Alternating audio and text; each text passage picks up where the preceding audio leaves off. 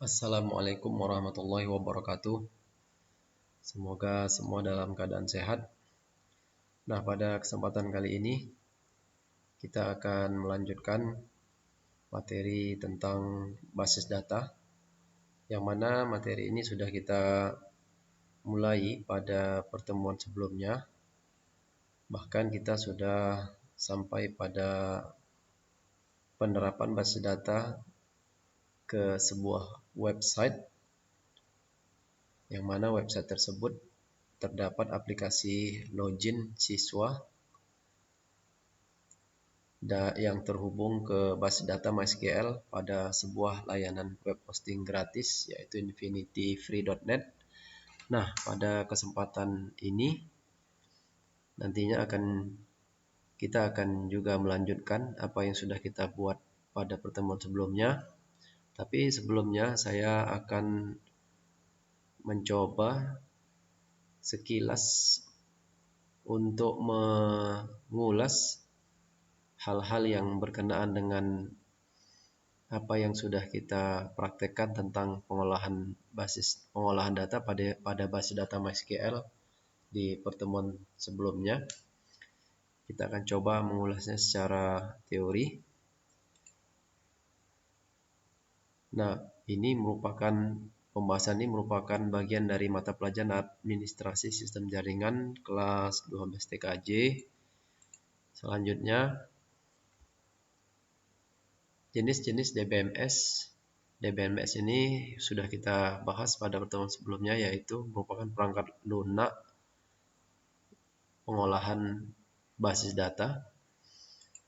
Jenis-jenisnya atau contoh-contohnya yaitu yang sudah ada, itu ada MySQL, MyStructured Query Language, ada Oracle, kemudian Microsoft Access, The Best, Visual Box Pro, MariaDB, dan yang lainnya. Lalu selanjutnya, bahasa pemrograman berbasis website. Nah, bahasa pemrograman itu ialah perintah-perintah dalam bentuk kode yang disusun secara sistematis dan elektronik melalui PC atau laptop, serta dapat dimengerti oleh mesin. Mesin di sini yang dimaksud adalah PC atau laptop, server ataupun klien oleh programmer. Programmer itu ialah orang yang menyusun perintah-perintah dalam bentuk kode-kode yang dimengerti oleh mesin agar dapat bertukar informasi melalui halaman website internet yang diakses melalui web browser. Web browser itu nanti ada yang sudah tidak asing lah bagi kita pemakai internet, ada Internet Explorer, Mozilla, Google Chrome, Opera, dan yang lain sebagainya. Selanjutnya, pemrograman berbasis website terdiri atas dua jenis. Yang pertama ada client-side scripting, beroperasi di PC atau perangkat klien. Yang kedua ada server-side scripting, beroperasi di server dan hasilnya dikirim ke klien. Lalu berikutnya, apa yang dimaksud dengan client-side scripting? Atau ini merupakan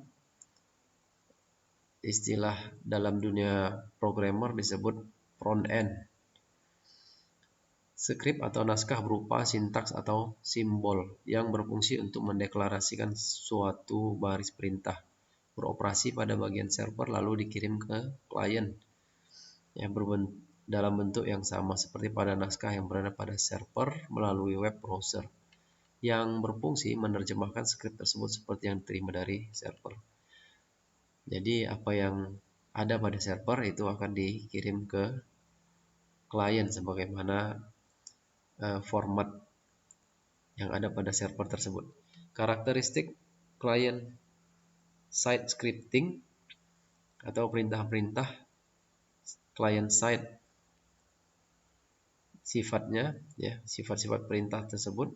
Yang pertama, baris perintah membentuk website dapat dilihat pada PC atau komputer klien melalui web browser. Baris-baris perintahnya yang membentuk website tersebut dapat dilihat pada PC atau komputer klien melalui web browser. Kemudian membentuk tampilan website atau front end. Jadi ini client side scripting bertugas untuk memformat tampilan, misalnya halaman formulir atau form, animasi, menu jelajah atau navigasi, sebagaimana yang sudah kita sering gunakan pada web-web umumnya. Kemudian gambar background dan lain-lain. Selanjutnya, sifat atau karakteristik client-side scripting yaitu dapat dieksekusi atau dioperasikan langsung melalui web browser secara online atau terhubung ke server maupun offline, tidak terhubung ke server, dengan format file yang diberikan .html yang di dalamnya terdapat kaitan link dari beberapa file client-side script lainnya. Selanjutnya, contoh program website client-side scripting atau front-end. Contohnya ada HTML, JavaScript, CSS, Cascading Style Set, XML, Extensible Markup Language, dan lain-lain. Nah, proses yang terjadi pada client-side scripting kira-kira seperti ini. Client-side atau user melakukan permintaan melalui internet ke sebuah server, misalnya file index HTML, lalu server akan merespon memberikan keluaran melalui web browser diakses oleh klien. Seperti itu, sederhana sekali. Jadi diibaratkan sebuah mobil, ya. Client-side scripting merupakan bentuk tampilan luarnya, tampilan luar sebuah mobil misalnya seperti ini. Nah, inilah perumpamaan dari client-side scripting. Kemudian contoh sintaks script HTML seperti ini yang sudah kita coba praktekkan pada pertemuan sebelumnya. Kita program sintaks script HTML dimulai dari pembuatan tag seperti ini. HTML diapit oleh dua tanda kurung siku, kemudian dilanjutkan head, title, ya ini contohnya, sampai nanti ditutup lagi oleh head, ya, penutupan baris perintah. Satu baris perintah itu ditandai dengan garis miring, ya, ditambahkan garis miring di awal perintah tersebut. Nah, sampai head ini merupakan bagian utama dari script HTML. Dilanjutkan dengan body, masuk kepada badan programnya, lalu disinilah kita isi tampilan HTML yang akan kita publikasikan ke halaman web. Di sini juga saya buat keterangan-keterangannya, nanti bisa dibaca, dipahami, dan coba dipraktekkan, dicontohkan ke kasus yang lainnya, dan hasilnya seperti ini, bisa langsung dijalankan di web browser. Nah, itu merupakan contoh sintaks script HTML, Hypertext Markup Language. Di sini saya tidak membahas latar belakang sejarah dari HTML dikarenakan keterbatasan waktu, dan ini bukan merupakan inti dari pembahasan kita. Tapi saya juga menyertakan e-book yang bisa di-download nantinya, ya, melalui Google Classroom atau Google Drive, alamat Google Drive saya. Kemudian kita lanjutkan server side scripting, atau ini disebut dengan backend dalam istilah pemrograman. ya, yang tadi front end ya di depan ya dalam bentuk tampilan, sementara server side scripting ini pemrograman yang berjalan di belakang ya, di balik layar lah, perumpamaannya seperti itu. Skrip yang di dalamnya terdapat baris perintah berbentuk kode program yang beroperasi pada server, diterjemahkan dengan software web server, misalnya Apache, dan hasilnya ditampilkan pada sisi klien secara dinamis dan interaktif. Karakteristik server side scripting, karakteristik atau sifatnya yaitu kode program tidak dapat dilihat di klien baik offline maupun online. Jadi kita tidak bisa melihat bagaimana susunan baris perintah atau kode programnya karena disimpan di server dan hasilnya telah diterjemahkan oleh software web server lalu dikirim ke klien melalui web browser internet. Contoh software web server yaitu ada Apache, XAMPP, LAMPP, dan lain-lain. Ya, ini bisa offline. Kita bisa mencoba di PC ya, pribadi ya. Dan juga bisa kita online kan melalui layanan web hosting atau konfigurasi server sendiri yang menggunakan IP public ya, DNS dan IP public. Kemudian dapat melakukan pengolahan data dalam bentuk formula matematika dan dikolaborasikan dengan sistem basis data, misalnya MySQL Server.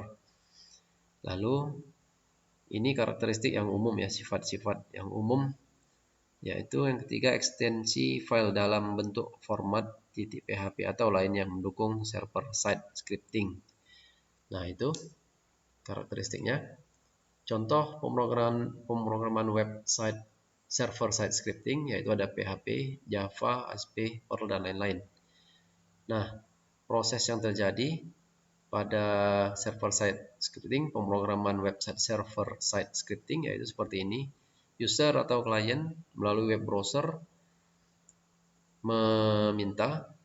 melakukan permintaan ke server ya, ya, halaman file tersebut akan permintaan tersebut akan diterjemahkan melalui web server ya. Kemudian nanti hasilnya akan dikembalikan lagi. Apabila ada yang berhubungan dengan basis data atau database, maka akan diarahkan ke bagian basis data atau database.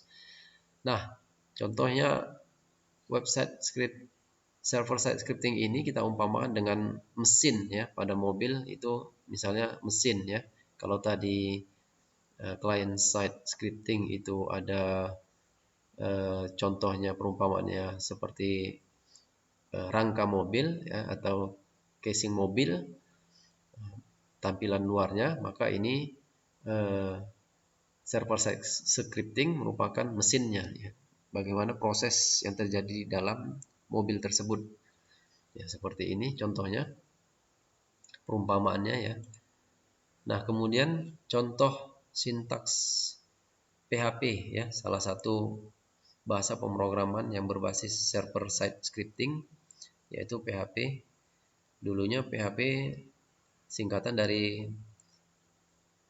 personal homepage, lalu kemudian ya orang-orang menyebutnya dengan PHP, merupakan akronim ya, PHP diulang lagi PHP Hypertext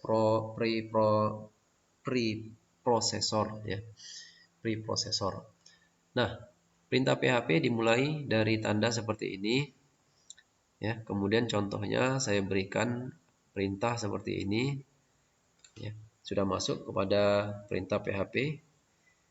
Contohnya ini variabel i sama dengan 1 titik koma, ini merupakan satu baris perintah. Setiap baris perintah harus diakhiri dengan titik koma. Lalu selanjutnya ada perintah for dalam kurung variabel a sama dengan variabel i titik koma ya. Ini satu baris perintah. Kemudian variabel a lebih kecil sama dengan 10 titik koma variabel a plus plus, lalu di dalamnya lalu dilanjutkan dengan tanda buka kurung kurawal, lanjutkan dengan perintah echo halo selamat datang, diakhiri dengan titik koma juga. Selanjutnya tanda kurung kurawal, tanda kurung tutup, dan diakhiri dengan tanda seperti ini, simbol seperti ini yang merupakan akhir dari perintah atau program PHP, perintah program PHP. Nah, keterangan program PHP tersebut yaitu ya tanda dari mulai tanda kurung siku, kemudian tanda tanya PHP, diakhiri tanda tanya kurung siku, itu merupakan ya memulai perintah memulai dan mengakhiri program PHP. Ini memulai dan ini mengakhiri program PHP. Dilanjutkan seperti ini. Satu baris perintah seperti ini, yaitu tanda dolar merupakan simbol dari suatu variabel, ya, di mana kita ketahui dalam ilmu matematika variabel itu gunanya untuk menyimpan nilai, ya, menyimpan nilai. Ya, tidak harus variabel i, ya, bisa saja a, b, c, variabel kota, variabel desa, variabel budi, variabel ipin, variabel upin, ya terserah, ya disesuaikan dengan kebutuhan datanya. Lalu sampai dengan 1 ini nilai yang dimasukkan ke dalam variabel tersebut, ya. Tempat menampung data atau nilai, ya. Kita umpamakan tempat penampungannya namanya si i. Gitu, variabel i, ya. Maka pada contoh ini variabel i adalah variabel i dan variabel i diisi nilai 1. Lalu tanda titik koma merupakan akhir dari suatu baris perintah PHP. Setiap mengakhiri perintah PHP maka diberikan tanda titik koma. Selanjutnya, for variabel a dalam kurung variabel a sama dengan variabel i titik koma variabel a, ya seperti ini. Ini merupakan nilai awal, ya. Fungsi for ini yaitu digunakan untuk melakukan perulangan, ya. Ini kelebihan dari server side pemrograman server side scripting, ya, bisa menghasilkan sebuah formula yang memudahkan kita untuk melakukan perulangan, ya. Misalnya ini ada juga nanti yang bisa melakukan penyeleksian kondisi, ya, menggunakan if. Pada pertemuan yang lalu sudah kita coba menerapkannya pada website, ya, yang kita praktekkan, website sederhana aplikasi login yang kita praktekkan. Nah, ini contoh perintah yang digunakan untuk melakukan perulangan, ya, menggunakan for, ya, ulang untuk, ya, begitu kira-kira cara membacanya. Ulangi untuk variabel a, ini nilai awal variabel a sama dengan variabel i nya tadi 1, berarti saat ini kondisi variabel a nilainya 1. Kemudian dilanjutkan variabel a lebih kecil jika variabel a lebih kecil sama dengan 10, ya, berarti batas akhirnya nilainya 10. Maka variabel a ditambah 1, ya. Inilah baris perintah yang akan memajukan, ya, memajukan nilai dari 1 menjadi 2, menjadi 3, menjadi 4, menjadi 5, 6, seterusnya sampai batas nilai akhir yang ditentukan. Ya, seperti itu. Ini keterangannya merupakan perintah melakukan perulangan atau mengulang pekerjaan yang ada dalam tanda kurung sebanyak nilai awal diletakkan di variabel a. Ya, selanjutnya variabel a akan diberikan nilai akhir sampai 10. Selanjutnya variabel a plus plus yaitu ditambah dengan 1, ya. Ketika nanti di sini 1 tambah 1 dengan sama dengan 2, berarti nanti variabel a nilainya jadi 2. Selanjutnya 3, 4, 5 sampai ke nilai ke 10. Ya, begitu. Nah, kemudian apa yang diulang? Ya, yang diulang yaitu perintah ini, echo tampilkan tulisan halo selamat datang sampai 10 kali.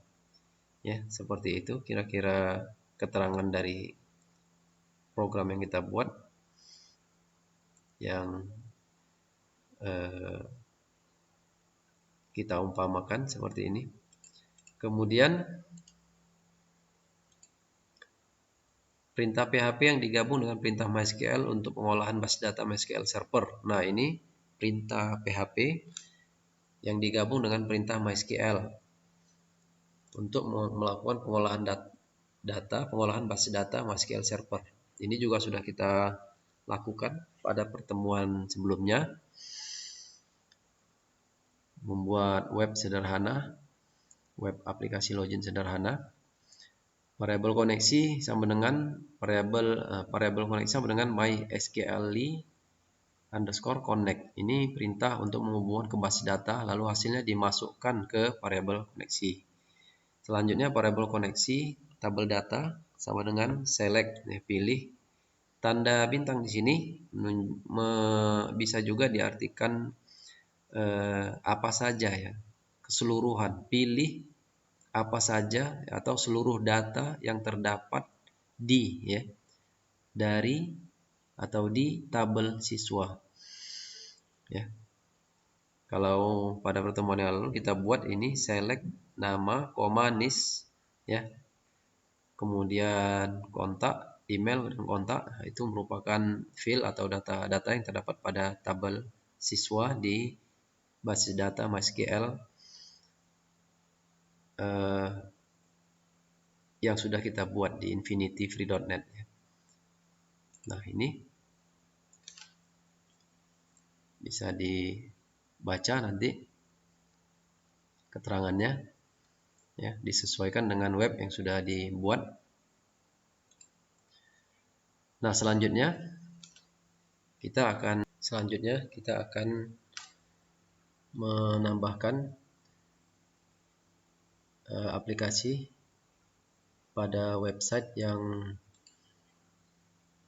di pertemuan sebelumnya sudah kita praktekkan, yaitu membuat aplikasi sederhana, aplikasi login sederhana melalui web yang dihubungkan ke database MySQL server di layanan web hosting infinityfree.net, dan hasilnya seperti ini kira-kira. Pada pertemuan ini kita akan coba untuk memodifikasi tampilannya. Kita akan membuat apabila diklik tombol login dan benar atau berhasil login, maka akan berpindah ke halaman yang lain yang menampilkan data seluruh siswa yang sudah terdapat pada tabel siswa nantinya. Kita akan coba bagaimana cara membuatnya. Apabila nanti dia diklik login dan berhasil, maka dia akan dialihkan ke halaman yang lain, di mana halaman itu akan menampilkan data seluruh siswa ini yang terdapat pada tabel siswa di basis data MySQL server yang sudah kita masukkan. Nah, pertama sekali kita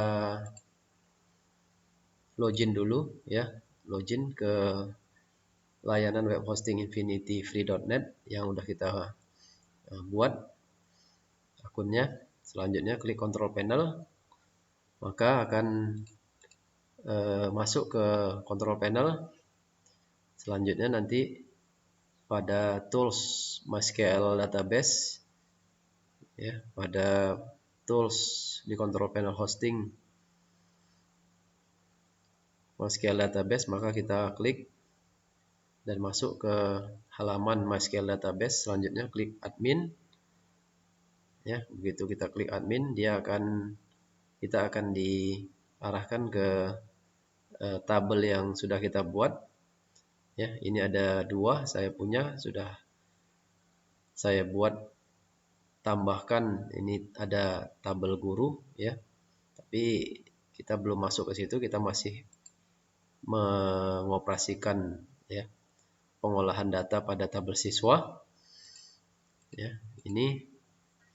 Nah, maka selanjutnya kita klik lagi control panel dan tampilkan ini file manager. Klik lagi control panel, ya, tampilkan file manajernya. Ya, kita tampilkan dua, satu tabel, satu file manager.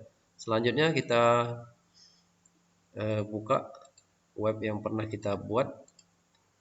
Ya, kita edit, klik kanan, klik PHP, index PHP, muncul menu edit. Selanjutnya tampilannya seperti ini yang sudah pernah kita buat. Nah, maka selanjutnya kita akan menghapus, ya, karena tujuan kita akan apabila berhasil login, ya, berarti di sini kita akan seleksi, ya, apabila berhasil login, ya, jika variabel setujui, nah ini berhasil, koneksi ke tabel siswa berhasil. Selanjutnya koneksi disetujui, ya, koneksi disetujui, baik itu koneksi ke base data MySQL-nya maupun koneksi ke tabelnya. Ya, selanjutnya jika berhasil, ya, saya tidak menyertakan tampilan teks apabila berhasil karena akan menambah teks di tampilan webnya. Apabila gagal saja kita tampilkan, berhasil nggak usah. Yang penting kalau sudah tidak muncul teks gagal, lah berarti sudah berhasil lah itu. Selanjutnya perintah MySQL fetch array variable setujui. Ini untuk menjadikan field data-data nama, NIS, email, kontak itu menjadi sebuah tipe data array yang tadi saya jelaskan di presentasi. Nah, kemudian jika variabel nama siswa ini diseleksi, variabel nama siswa sama dengan variabel data nama dari sini, ya. Variabel data nama ini karena dibuatnya menjadi array, ya, variabel data ke 0 yaitu nama. Kemudian variabel data ke 1 itu jadi NIS, ya. Dimasukkan di dalam variabel, ya, nilai nama, nilai NIS, nilai email dan nilai kontaknya. Lalu diseleksi, ya, diseleksi. Nah, ini variabel nama siswa ini diambil dari mana? Dari sini, ya, karena kita mendapatkan nilai variabel nama siswa dari mana? Dari form login, ya, HTML ini form login. Ini form loginnya nama, kemudian dimasukkan ke dalam, ditangkap, ya, dan nilainya dimasukkan di variabel nama siswa. Kemudian nomor induk, dua ini yang akan kita seleksi. Nah, di sini dia. Lalu ini kita hapus. Apabila berhasil, maka kita akan mengarahkan halaman loginnya, ya, berhasil loginnya ke halaman yang lain, ya. Kita ibaratkan nanti halaman daftar user.php misalnya, ya. Nah, untuk mengarahkannya kemari kita gunakan script, ya, JavaScript, ya. JavaScript ini juga merupakan server side, client side scripting yang tadi saya jelaskan di presentasinya. Script tipe text JavaScript, ya, perintah JavaScript. Kemudian kita masukkan perintahnya window location href, ya, ini untuk untuk mengarahkan link ya, alamatnya ke daftar user.php. Selanjutnya kita tutup script. Selanjutnya kita simpan.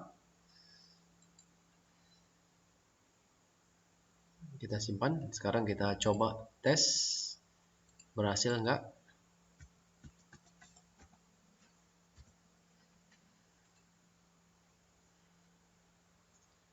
Sepertinya berhasil ya. Karena error, kenapa? Karena halaman daftar usernya belum kita buat. Maka kita buat dulu daftar user, file daftar user.php-nya. Buat yang baru, file baru.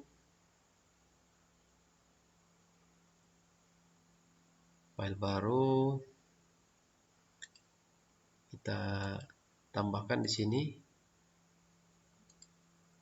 Ya, klik kanan ya di tempat yang kosong, new file, yaitu daftar user.php. Oke,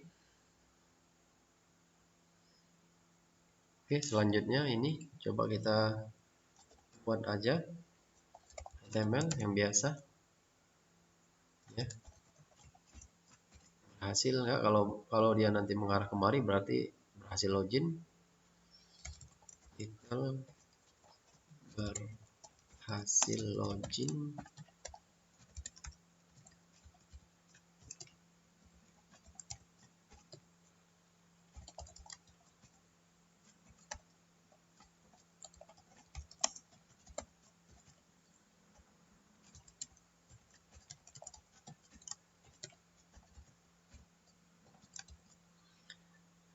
Ya, kita coba.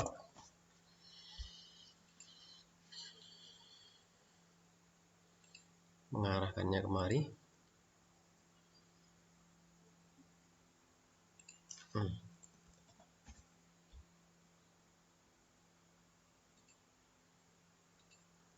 Ada kendala. Edit.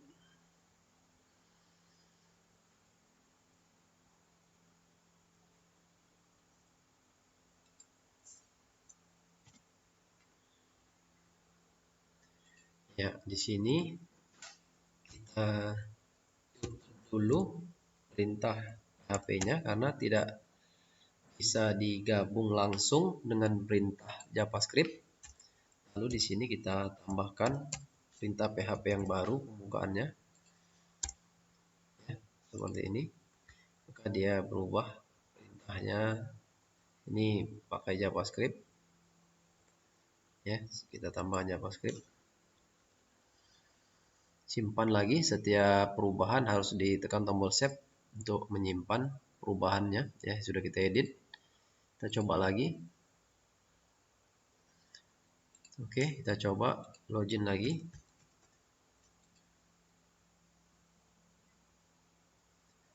Nah, berarti berhasil login dan sudah berpindah ke file daftar user.php. Selanjutnya kita akan edit ya, menambahkan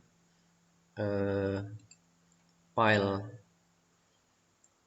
PHP dan MySQL di daftar user untuk menampilkan seluruh data user,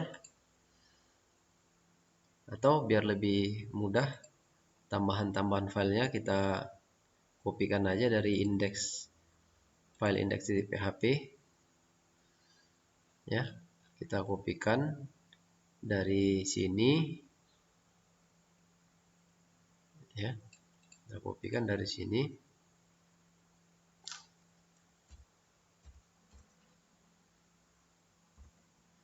Kita kopikan dari sini terus sampai ke sini yang merupakan perintah HTML kepalanya atasnya, kemudian dilanjutkan dengan perintah PHP yang digunakan untuk mengkoneksikan basis data MySQL. Ini kita kopikan, klik kanan, copy.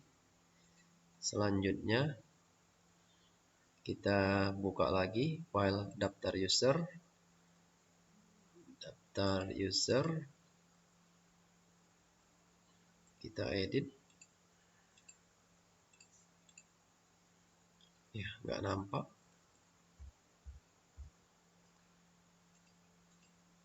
Ya, ini edit. Oke, ini filenya tadi. Kita kopikan saja kemari. Oke, ini koneksinya. Ya, selanjutnya setelah itu kita koneksikan tabelnya, variabel koneksi tabel.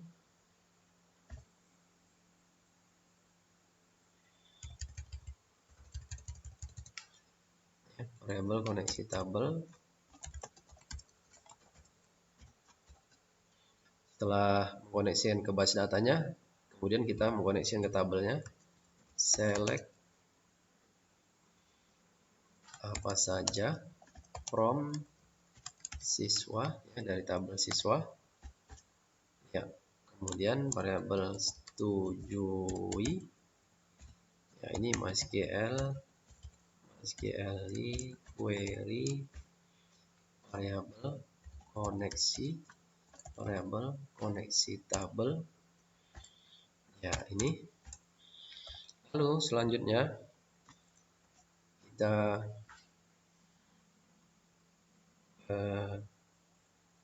buat,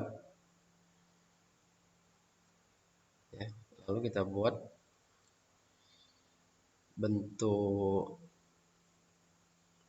tabel, ya, bentuk tabel. Berarti ini kita tutup dulu perintah PHP karena pembuatan tabel menggunakan perintah HTML. Ya, tabel border sama dengan 1. Ya. TH ini untuk judulnya, yaitu judulnya nama siswa, NIS, kemudian nomor induk siswa. Setelah itu TH email, kemudian TH kontak. Ya, selanjutnya kita masuk lagi ke program PHP, yaitu menampilkan seluruh data siswa dalam bentuk tabel. Ya, kita tambahkan perintah untuk menampilkan data secara keseluruhan, yang data-data yang terdapat pada tabel siswa, yaitu perintahnya file, ya, selama variabel data sama dengan MySQL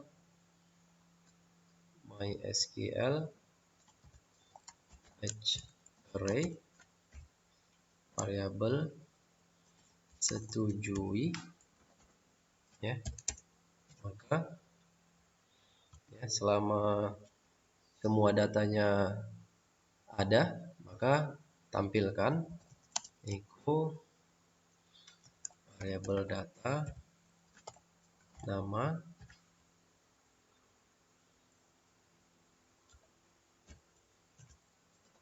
echo. Ya, kita buat dalam bentuk tabel HTML. Berarti di sini kita masukkan perintah HTML, ya, tadi ini di sini kita masukkan perintah PHP, sini kita tutup, dan di sini perintah HTML-nya untuk tabel, ya, maka tr td,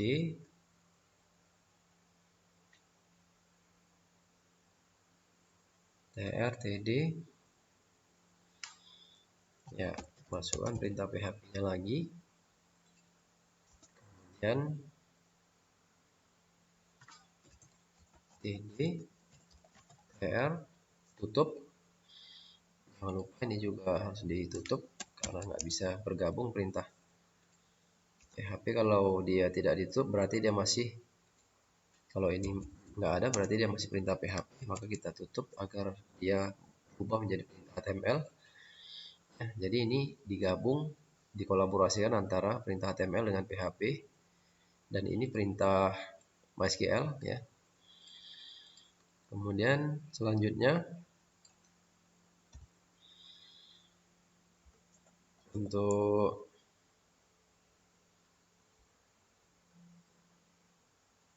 nama ya, ini juga kita buat satu baris saja di sini. tr,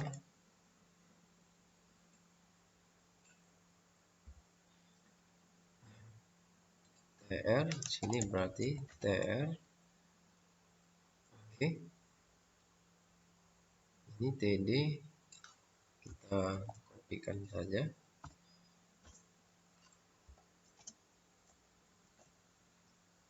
Nama is, kemudian nama nis, email,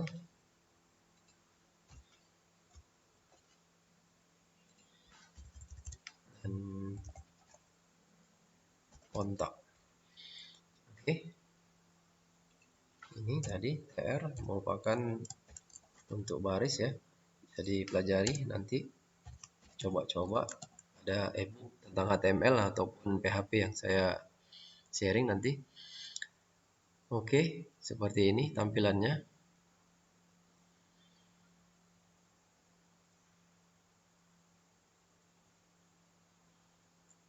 Oke, selanjutnya kita coba ya untuk tampilkan hasilnya. Jangan lupa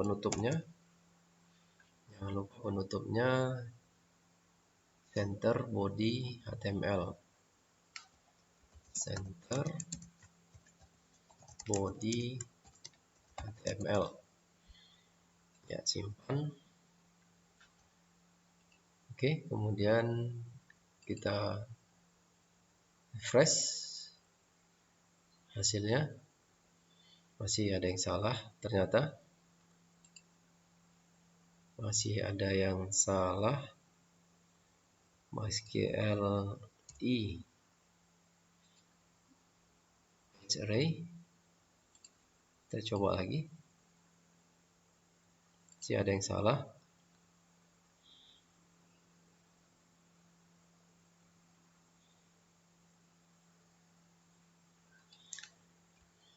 Masih ada yang salah. Pas saja from siswa HTML head title. Jika variabel koneksi, ya, oke. Sampai sini, tutup. Selanjutnya MySQL page array, variabel setujui yang ini untuk menyetujui.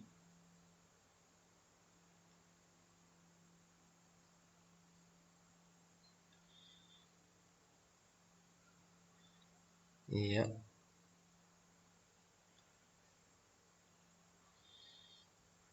Oke. Echo variabel data nama, titik koma, jangan lupa echo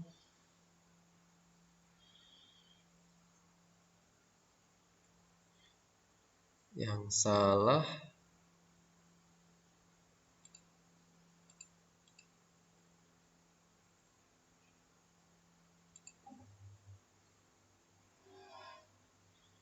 Apa ya?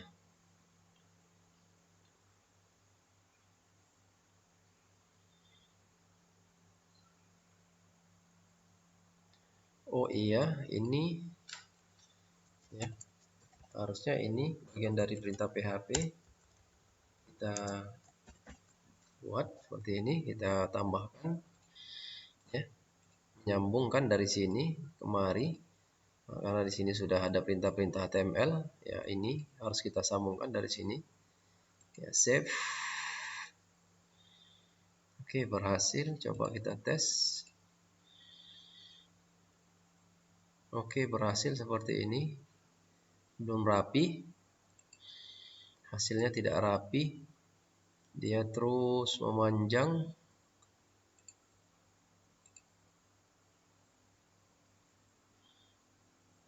Ya. Terus memanjang, harusnya